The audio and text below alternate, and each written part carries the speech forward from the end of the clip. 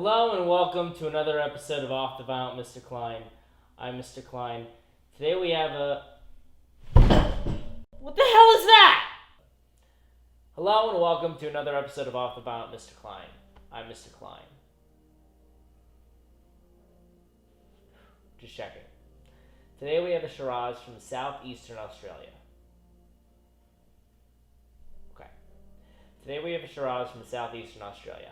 Now, think of southeastern Australia as the Napa Valley of Australia, or Australia's answer to Napa Valley.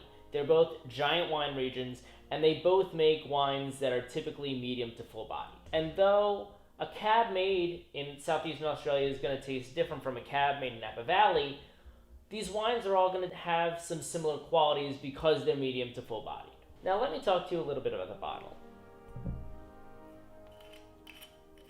This. I hate this. I like corks. I feel like there's a beauty and an art to taking out corks from wine bottles.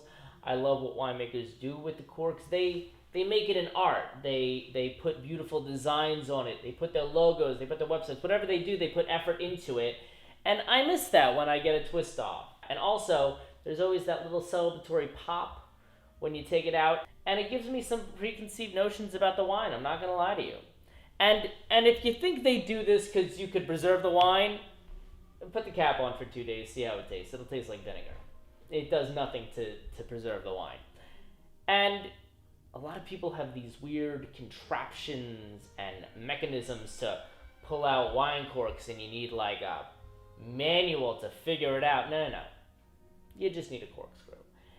And if anyone needs instructions on how to use a corkscrew, I see you. I see you in the back, you wine newbies. Don't worry. I'll make a video on how to use a corkscrew, very in-depth. It'll be very simple. And you'll be a wine expert in no time. Alright, now let's get into this bottle. This is a Kalypto 2019, Southeastern Australia, Shiraz. Let's check out the nose, shall we? But there's definitely a tartness, like a spice in there. I'm picking out some cherry and some berries. But yeah, there's a lot of berry flavor in this. There's a lot of spiciness in this, like a baking spice, like a cooking spice. Like I feel it in my nose. But this is a tasty wine. This is an interesting wine. So this is kind of new for me because I haven't really drank many Shirazes in my life. You know, they're very similar to the Syrah, which I've had quite a few, and I'm really big on the Petite Syrah. I feel like it has some inspiration from like an Oktoberfest flavor because it has those baking spices in it. So when the weather comes around, grab yourself a Kalypto. This has been another episode of Off the Vinyl, Mr. Klein. Now go drink some wine.